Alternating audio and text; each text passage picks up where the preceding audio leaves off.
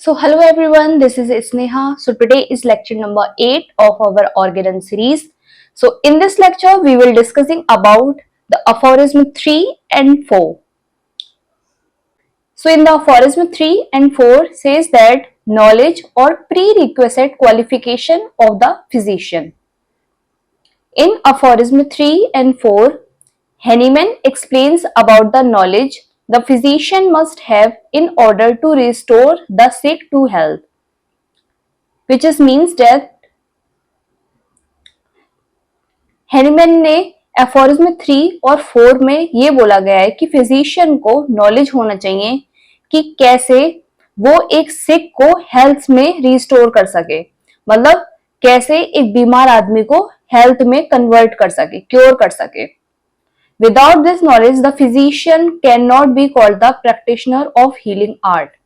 इस नॉलेज के बिना एक फिजिशियन कभी भी प्रैक्टिशनर ऑफ हीलिंग आर्ट नहीं कहलाया जा सकता। तो चलिए हम एक फ्लो चार्ट से समझते हैं knowledge of physician in the aphorism 3 and 4 क्या क्या नॉलेजेस हैं। First one is the knowledge of how to remove them. पहली नॉलेज क्या है कि कैसे उस डिजीज को रिमूव करना है। सेकेंड, नॉलेज ऑफ डिजीज, उस डिजीज की नॉलेज होनी चाहिए।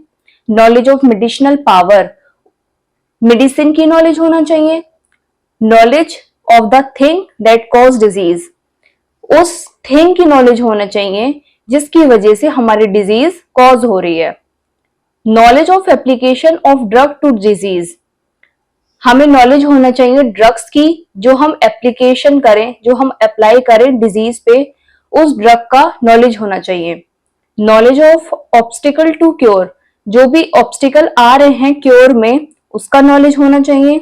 Knowledge of choice of remedy, remedy को चूज करने की नॉलेज होनी चाहिए कि कैसे चूज किया जा सकता है। Knowledge of repetition of dose, कि कैसे रिपीट करें हम डोज को, उसका नॉलेज होना चाहिए। नॉलेज ऑफ प्रॉपर डोज, एक प्रॉपर डोज का नॉलेज होना चाहिए। एंड नॉलेज ऑफ फार्मेसी, पूरा फार्मेसी का नॉलेज होना चाहिए। The knowledge has to possess by physician are mentioned in aphorism 3। तो चलिए हम अफोरिज्म 3 में देखते हैं कि कौन कौन सी नॉलेज एक फिजिशियन के पास होनी चाहिए। First one is the knowledge of disease, disease की नॉलेज होना चाहिए। Knowledge of medicinal power, medicinal power की नॉलेज होना चाहिए। Knowledge of application of drug knowledge to disease knowledge, मतलब उस ड्रग का भी नॉलेज होना चाहिए और डिजीज का भी नॉलेज होना चाहिए कि कैसे उसको अप्लाई करना है और किस डिजीज पे करना है। Knowledge of choice of remedy, remedy को चूज करने की नॉलेज होना चाहिए। नॉलेज ऑफ फार्मेसी, पूरी फार्मेसी की नॉलेज होना चाहिए। नॉलेज ऑफ प्रॉपर डोज, एक प्रॉपर डोज का नॉलेज होना चाहिए। Seventh, knowledge of repetition of dose, कि कैसे डोज को रिपीट करना है उसका नॉलेज होना चाहिए। And knowledge of obstacle to cure, कि क्या क्या ऑब्स्टिकल्स आ सकते हैं क्योर में, इसका नॉलेज होना चाहिए।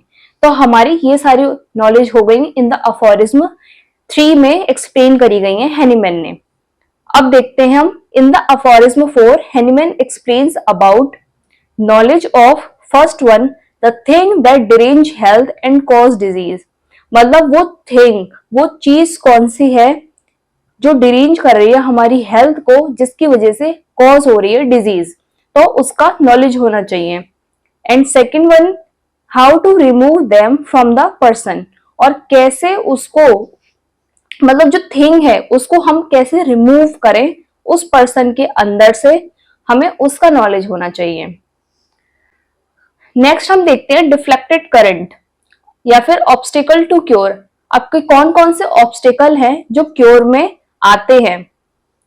तो 3 ऑब्स्टिकल्स हैं, हम देखते हैं। First one is the fault on the patient side, कि पेशेंट साइड से कोई फॉल्ट हो रहा है।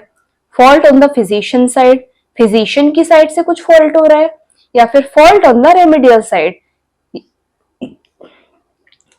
या फिर रेमेडी की साइड से कुछ फॉल्ट हो रहा है। तो फर्स्ट वन हम देखते हैं fault on the patient sides, कि पेशेंट की साइड से क्या क्या फॉल्ट हो सकते हैं।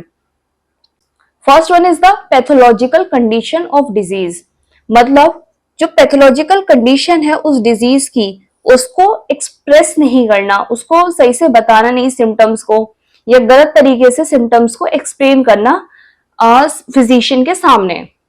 Next, mechanical obstruction in the body, जो भी मैकेनिकल ऑब्स्ट्रक्शन है बॉडी के वो। साइकिकल एंड इमोशनल स्ट्रेस, कोई भी मेंटल इमोशनल जो भी स्ट्रेस है उसको हमेशा रहने देना, उसको रिमूव ना करना।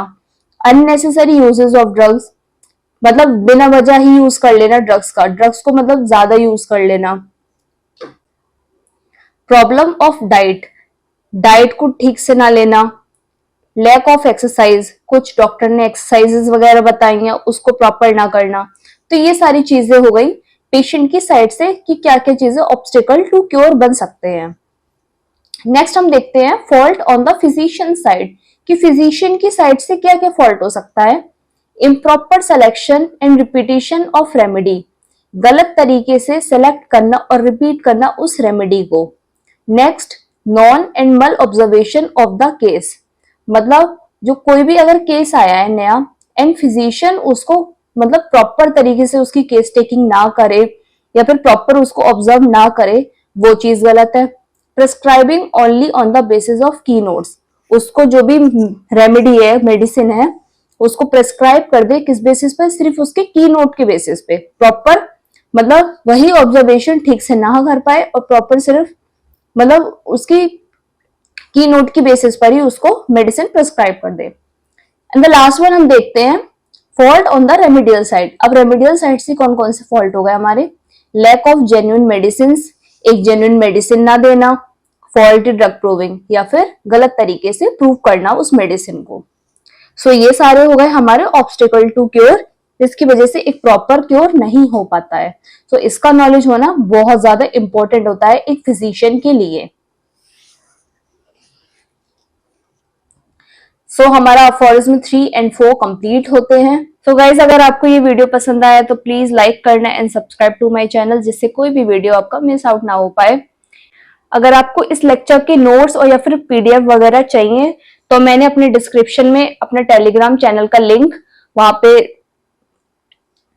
पर पिन कर दिया है, तो वहां से जाकर आप लोग देख लीजिए। तो मिलते हैं गाइज हम नेक्स्ट लेक्चर में। सो तब तक के लिए गुड बाय।